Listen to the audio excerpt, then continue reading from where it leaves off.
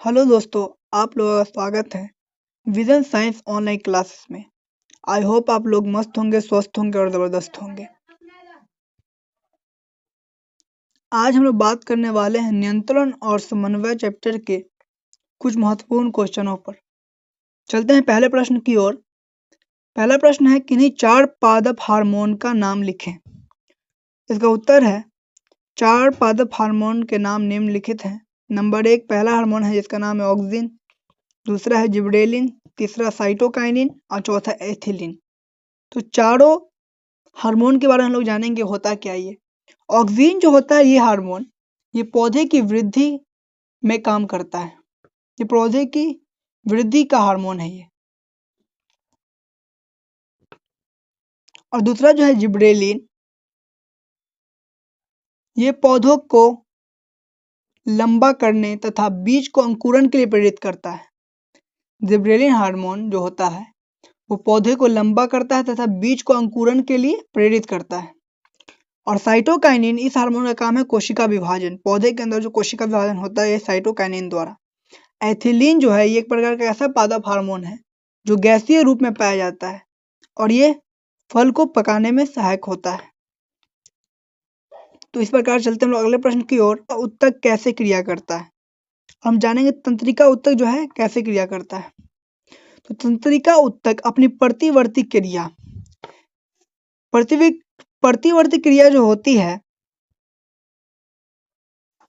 और ऐच्छिक एवं अनैच्छिक क्रिया द्वारा हार्मोन की सहायता से नियंत्रण एवं समन्वय का कार्य करता है।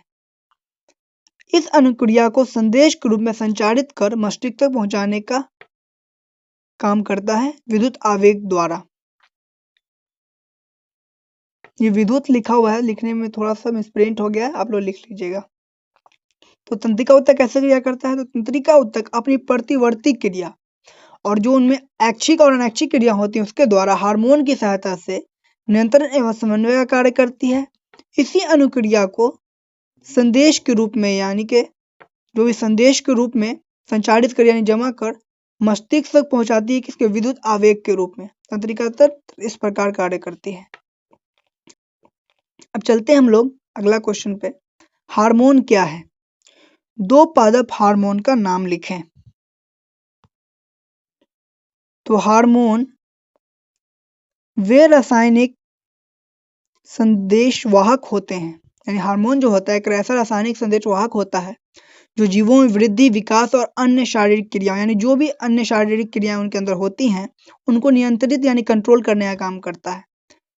पौधे के अंदर जो भी कार्य होते हैं जैसे वृद्धि हो गया, विकास और अन्य जो भी शारीरिक क्रियाएं होती हैं उनको नियंत्रित करने का काम कौन करता है, हार्मोन। दो पादप हार्मोन के नाम लिखे थे, ऑक्सिन और जिब्रेलिन। इसके बारे में आपको पिछले वाले क्वेश्चन में बताया जा चुका है इसका क्या कार्य है। अब चलते हैं अगले प्रश्न की ओर। जंतुओं में रासायनिक समन्वय कैसे होता है। तो इस प्रश्न का उत्तर है, जंतुओं में रासायनिक समन्वय कुछ रासायनिक पदार्थ हो जिन्हें हार्मोन कहते हैं उसके द्वारा होता है। यानी कि जंतुओं में जो भी रासायनिक समन्वय होता है उनके अंदर जो पदार्थ होता है जो हार्मोन कहलाते हैं उनके द्वारा होता है। ये अंतःस्रावी ग्रंथियों द्वारा स्रावित होते हैं, यानी कि जो हार्मोन्स होते हैं हमारे शरीर में के अंदर जो भी अंतःस्रावी ग्रंथियां हैं, यकृत और भी अग्नाशय, इस सब के द्वारा ये स्रावित होते हैं। और ये स्रावित होने वाले हार्मोन के समय और मात्रा का नियंत्रण पुनर्भरण क्रिया विधि से होता है। पुनर्भरण क्रिया विधि से होता है या किया जाता है। तो इस प्रकार जंतुओं में रासायनिक समन्वय होता है। चलते हैं अगले प्रश्न की ओर जो बहुत महत्वपूर्ण प्रश्न है। पिट्यूटरी ग्रंथि को मास्टर ग्रंथि क्यों कहा जाता है, या पिट्यूटरी ग्रंथि को मास्टर ग्लैंड भी कहते हैं हम लोग, क्यों कहा जाता है। तो ये इसका कार्य क्या होता है कि जो पिट्यूटरी ग्रंथि होता है ये कई अन्य अंतःस्रावी ग्रंथियों को भी नियंत्रित करती है।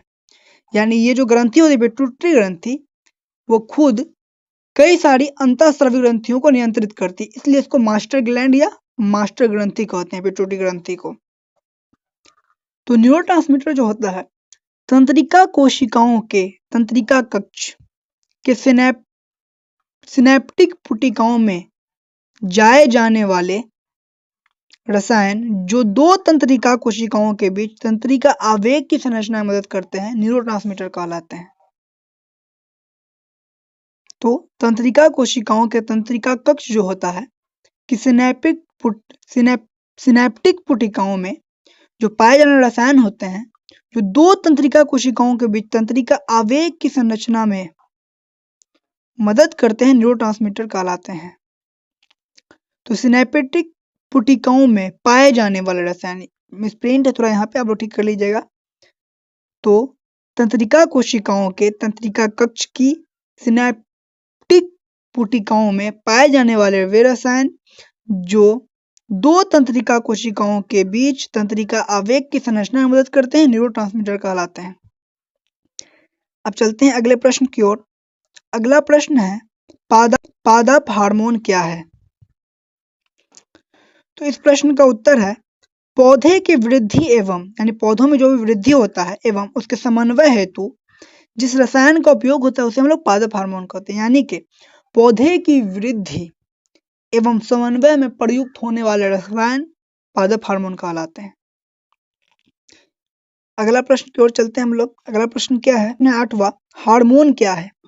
तो वे रासायनिक पदार्थ जो अंतःस्त्रावी ग्रंथियों द्वारा स्त्रावित किए जाते हैं हार्मोन कहलाते हैं। तो हार्मोन है क्या? तो वैसे रासायनिक पदार्थ जो अंतःस्त्रावी ग्रंथियों से स्त्रावित होते हैं उसे हम लोग क्या कहते हैं? हार्मोन कहते हैं।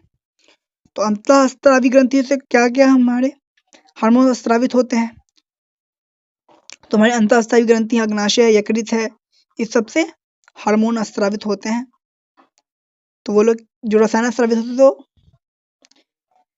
डायरेक्ट हम लोग को समझ लेना है कि वे रासायनिक पदार्थ जो अंतःस्त्रावी ग्रंथियों द्वारा स्त्रावित होते हैं हार्मोन्स कहलाते हैं। कि प्रतिवर्ती क्रिया और प्रतिवर्ती चाप में क्या अंतर है? तो इस प्रश्न को हम लोग देखेंगे।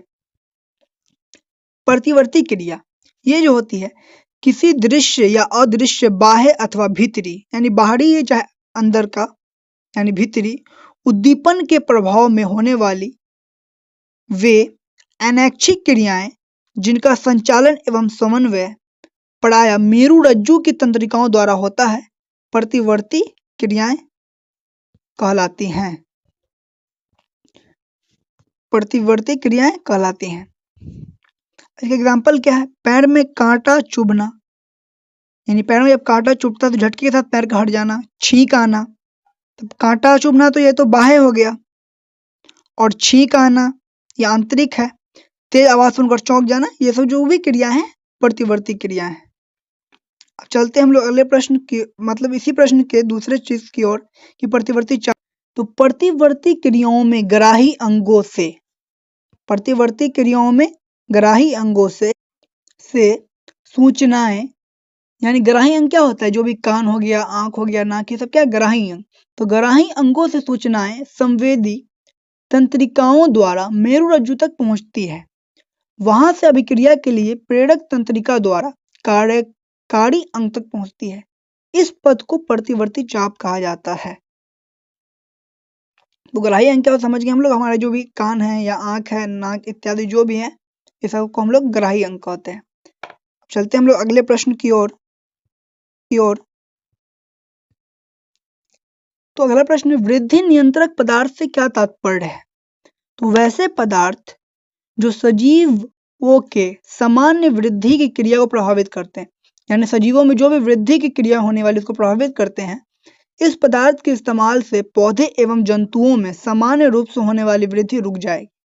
यानी इस पदार्थ का अगर इस्तेमाल किया जाए तो सिर्फ पौधे या जंतुओं में जो भी सामान्य वृद्धि होती है वो रुक जाएगी। अब जानेंगे हम लोग अगले प्रश्न को, हार्मोन थायरॉक्सिन का क्या महत्व है?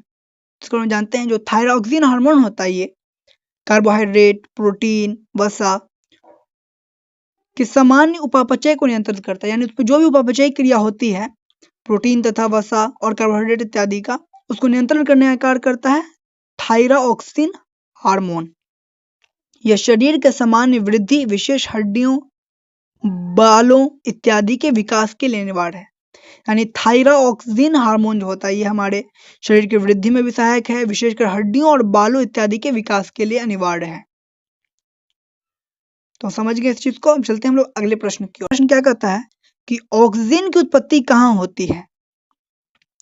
तो ऑक्सीजन एक पादप हार्मोन है ये पौधे के स्तंभ यानी शीर्ष पर मुख्य रूप से संश्लेषित यानी निर्मित होने वाला कार्बनिक यौगिक है। यानी ये पौधे के मुख्य शीर्ष पर ही निर्मित होता है, यानी इसका निर्माण होता है। जब पौधे पर प्रकाश पड़ता है तो ऑक्सीजन परोहर के छाया वाले भाग की ओर विसरित हो जाता है। ये पौधे के तने की वृद्धि में सहायक होता है। अगले प्रश्न की ओर, जीवों के अंगों एवं अंग तंत्रों के कार्यों का समन्वय एवं नियंत्रण क्यों जरूरी है?